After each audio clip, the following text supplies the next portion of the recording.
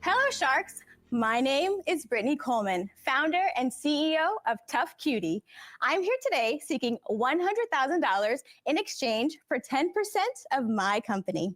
Sharks, I am on a mission to support women from the ground up, literally, starting with high quality, ultra comfortable, and super stylish outdoor socks. But these are not just any socks. These are the ultimate adventure socks, crafted with the unique needs of women's feet in mind. Women have a higher arch than men, so why would we wear hiking socks mostly made for guys? We use certified merino wool, which, unlike that itchy, scratchy wool you think of on your grandma's sweater, ours is a fine micron, so it's going to be soft to the touch. And Tough Cutie is more than just a business. It is a mission to empower women and change the way the outdoor industry serves people like me. So Sharks, are you ready to kick the old boys club out of the wilderness and blaze a trail for women everywhere? Good job. Thank you. We are back with another Shark Tank Breakdown episode. I am your host, Dave, 10-year intellectual property attorney, dealing with everything from copyrights, trademarks, trade secrets, as well as patents. And a lot of people don't know that you can get a patent on socks. I actually, again, was at the Shark Tank Reunion Conference down in Tampa, Florida this past weekend, meeting a lot of phenomenal people. All of them were prior Shark Tank guests. And I met Casey, and unfortunately, I did not get to do a sit-down interview with her. It was crazy. A lot was going on, but I am going to reach out to her. She was on season 13, I think, of Shark Tank. And she had a sock company, Apollo, or she has a sock company, Apollo. And she talked about, just kind of in side conversation, how she has patents on the socks in addition to trademarks for the brand. So again, you can get patents on socks. It'll be interesting whether or not this young woman has a patent on her socks. It seems like she has some trademarks on Tough Cutie. And I love it. I love it. The fact that you are kind of, you have the woman sock brand, kind of going after a facet of it that maybe, again, I think she said something about the arc is different for men and women. And again, being able to kind of narrow in on that and kind of create a niche or create a market from that, I'm all for it. So again, the 4 things that I look for, really the 3 plus the bonus one I've been doing lately, is how simple is the product. Again, socks, pretty simple. How effective is the product? That's a lot of times going to be sales and the reviews, which again, I'm pretty sure the Sharks will get off into as the Sharks have questions on that. And then what's the market like? Now, obviously everybody wears socks, and this is more of a kind of a niche market within the sock wearing market, which that being hiking. I actually know a few people who are kind of women that hike. So again, it seems like that is something. Obviously, you're talking about women hiking is going to be a small set of that kind of overall population that wears socks. But again, it seems like it's still something that you can not only build a business around, but make a decent amount of money. So it seems like her ask so far is pretty straightforward, pretty reasonable. $1 million, 100,000 for 10%. So we'll see what the Sharks say about that as we start getting off into them. And then the last thing, the 4th, which is IP. Make sure you're protecting the IP. Again, I was at the Shark Tank Reunion Conference, and so many people, business owners, past Shark Tank guests who were down in attendance that I talked to, whether it was on camera or off camera, they are pretty much, it was a consensus of, hey, make sure you're protecting the IP at the beginning. The sooner you can get the IP protected, the better. Whether it's a provisional application or starting, then you convert it to a non-provisional. Whether it's your trademarks, to the extent that you have a recipe or formula or process that's you want to trade, you want to protect it via a trade secret as opposed to a patent. Make sure you're doing those that work at the beginning. If you have a copyright, make sure you're protecting all this stuff at the beginning. And again, so this IP stuff is extremely important, especially when you're talking about business, building a brand, being able to exit. They're going to buy the IP and the assets, the value of the IP, just as much as they're going to buy the business. So again, how simple is it? In socks, in this case, it's pretty simple. How effective is the product? We'll see here in a second. What's the market like? It is kind of more of a niche market with hiking women's socks, but I still think that she'll be able to make some money. And then last but not least, the IP side of things. It seems like, just from my quick search, she has a trademark on Tough Cutie. And I actually like the name. Which again is another big part. Shout out to Nick Freeman. Hopefully we get a chance to schedule something.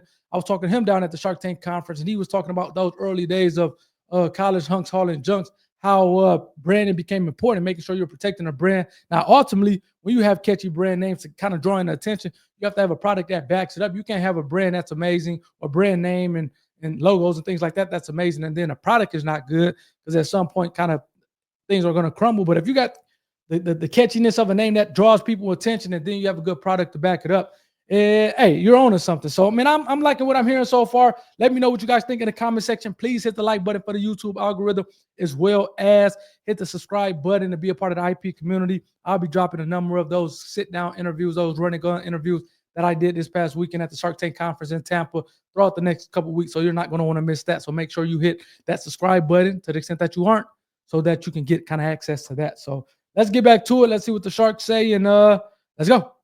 Yeah. And in front of you, you have samples of our Tough Cutie socks. And what's interesting, we actually won most comfortable hiking sock of 2023 and 2024. There's an award for most Where did you comfortable win hiking that? sock. Was that at a trade show? It was by Outdoor Life. They're super cute.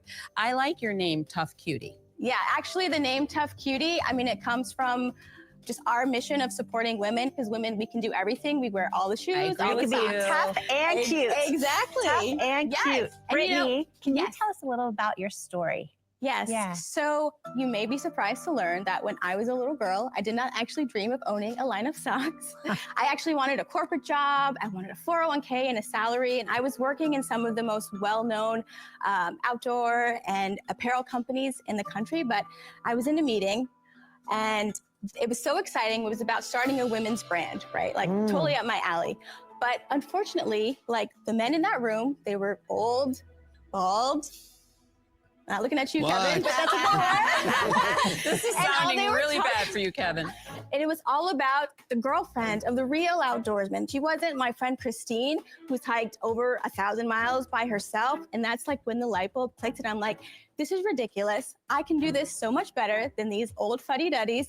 And here we are today. Let's talk about what you sell them for, what you make them for, what sales look like. So we started in 2022, and we have lifetime sales of 967,000. That's not bad. Not bad. That's not bad. great.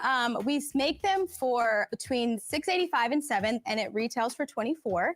The next People are paying $24 for the socks. yeah, you'll pay $24. So walk us through the sales year by year. Yeah, so the first year we did 47,000 in sales. The next year we did 48,000 in sales. And then year to date, we've done 210 in sales. So Wait a is that a second. slowdown, or do you get all your sales in the fourth quarter?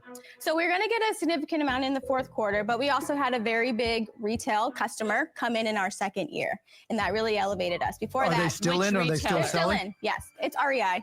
Why are your sales down then? So we were out of stock significantly for a big portion of the year. We transitioned our whole supply chain from this non-responsible, non-sustainable yarn to a totally new one. You were able to get all your shelf space Yeah, we're back? still in the same 35 doors. Brittany, go back to 2023, your big year, 748. Yes. That's your net sales. That's gross sales. Yes, and then we net 6,000. So you made $6,000 on the 748,000. Correct. So you're basically breaking even if you think about it. What do you anticipate you'll get this year in sales? We're probably in between 300 and 350 most likely, and that's more of a function of how much inventory I feel comfortable bringing in.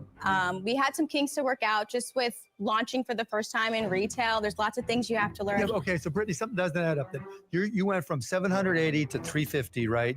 And that delta was because you didn't have inventory for retail. We didn't have inventory for retail, and we also think that we might have overshot the initial push into retail. So you sent them too much. We sent them a little bit too much. They overordered. And so you had to mark down your inventory? We did mark down. Yeah, we did How see much an did you have to increase. mark down? It's 25% initially, and then we went to a That's all your 50% profit. That's mark. all your profit. That's Right, a so great that's where your lesson. sales drop. What yeah. happens sometimes is when you're a new entrepreneur and you're so excited and you're like, oh my God, got this store, and you want to fulfill the order and you have all the biggest dreams, as you should. Yeah.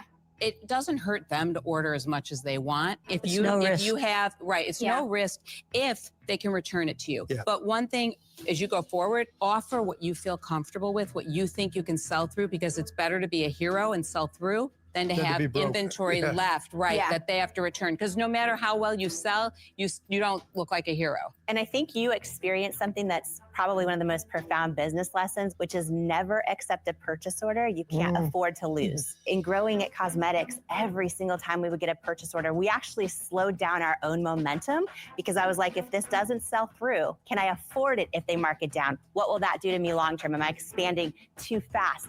What's your biggest obstacle right now? The biggest obstacle, I think, is just awareness. I think that's a big problem with why our sell-through wasn't also what it needed to be when we launched. I think we were just a little bit too early for retail to be able to tell our story. Do you tell your story online? We do tell our story online. And Yes, what percentage of your sales are online? only about 5%. That's all. Why? 5%. We just haven't spent very much on marketing. That's your problem. The way I see it is you haven't yet proven that this category is big enough to exist in. The retailer that bought into your vision gave you a huge order and didn't sell through. So then they didn't expand the doors because they don't yet believe this category is big enough. Well, they sell women's socks everywhere across. Yes, they It's do. not that they don't. That the He market means is they didn't there. take Then you into more also stores. haven't built a community around this brand yet online if sales are less than She's 10%. hardly been in business. Yeah, it's just been 2 years. Look, we've had the sock story on Shark Tank many times over which is the why last- you know how successful But it can those be. companies, wait, Brittany. They did not even attempt retail in the beginning. They built their story online. They built their community. And then, after all that was working, they went into retail very selectively after retailers knew the brand existed. You've done the reverse of that, not successfully. Yeah, I'm a trendsetter. I get it, Kevin. I know, but listen. You don't want to be the trendsetter for failure. You want to be the trendsetter for success. For the TiVo action, this is heating up. Questioning Brittany's strategic mistakes in launching her women's athletic sock company, Tough Cutie. I'm a trendsetter. I get it, Kevin. I know, but listen. You don't want to Listen. be the trendsetter for failure. You want to be the trendsetter for success. We are succeeding. You just have to have the long view of where I we're got trying it. to go with Really this brand. long view. For me, the model is in flux because you're pivoting. The numbers don't show me anything. So for that reason, I'm out.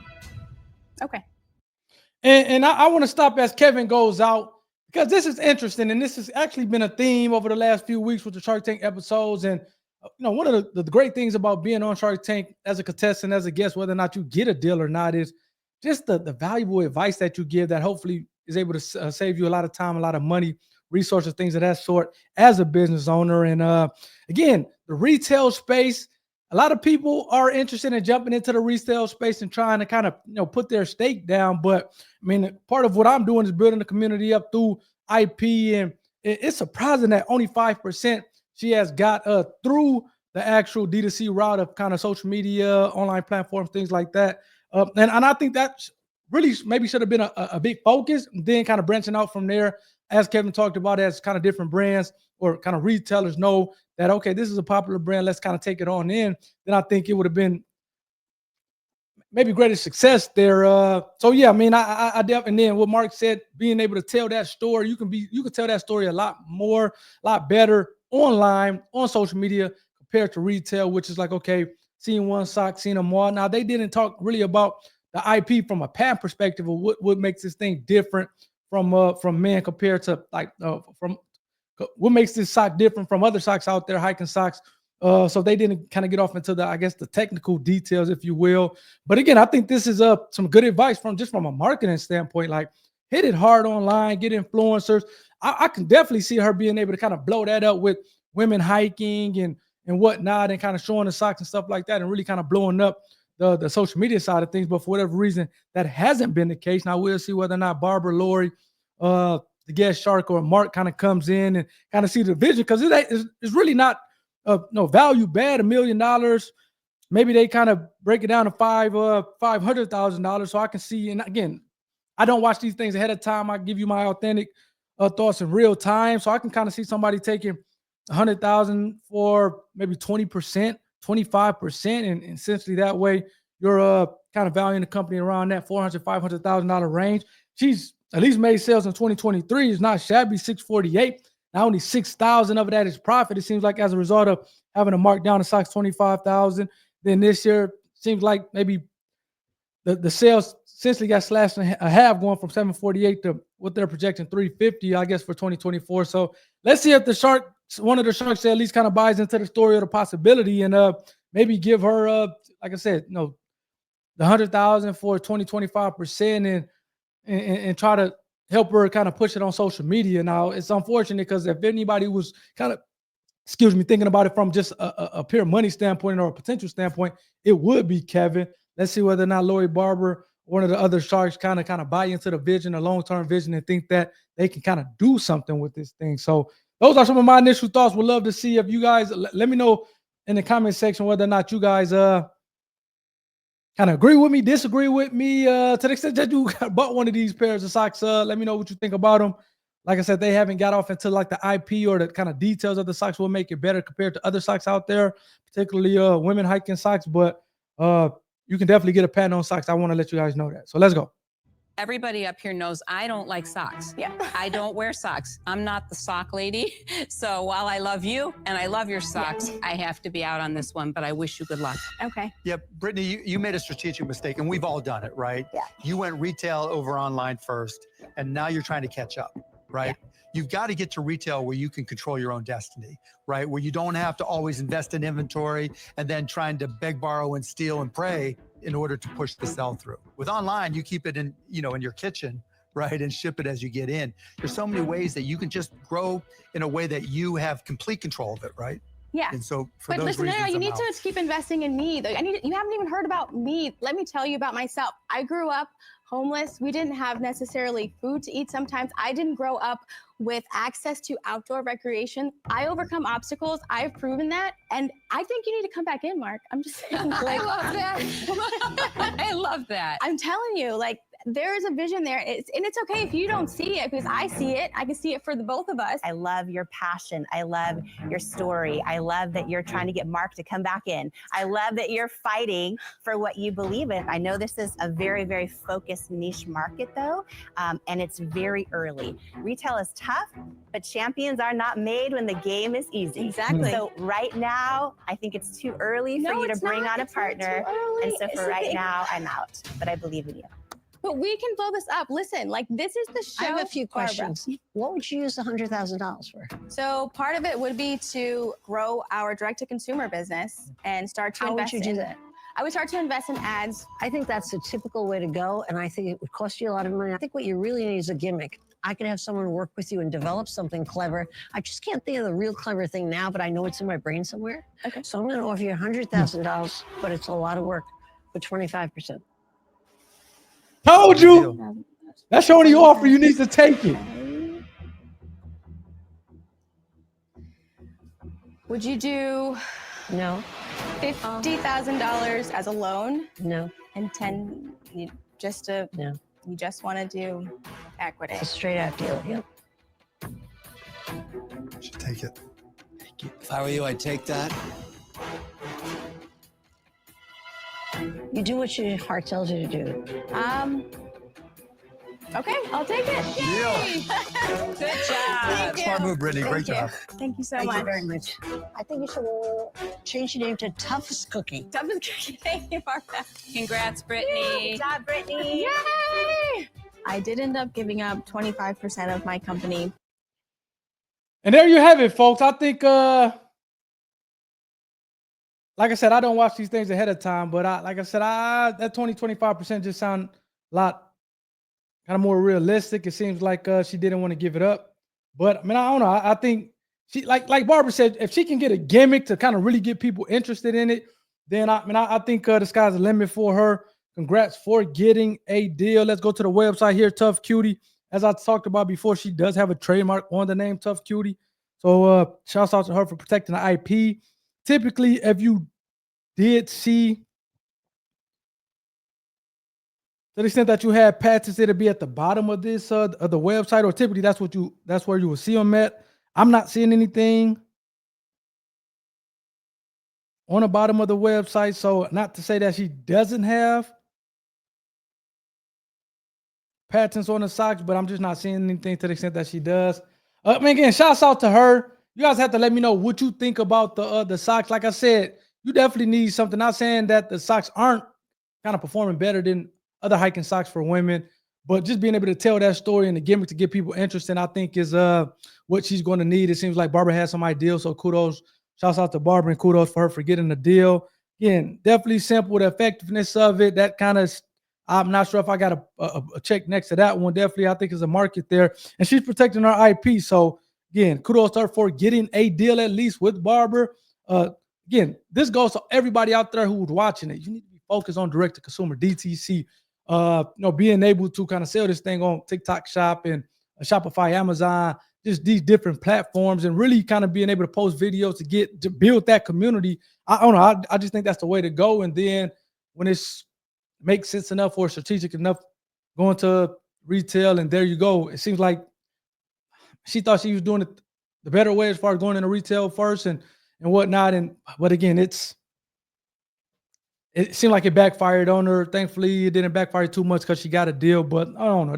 Those are some of my thoughts at the beginning. It seems like she sold almost $1 million worth for these things the other day. And she's only been in business 2 years. So again, that's another plus for her. It's not like she's been in business for 5, 6, 7 years. She's only been in business, well, I guess going on 3 years. So, and to make almost $1 million. Now, I don't like the fact that she only made $6,000 that took home, with, as Kevin talked about, pretty much broke even.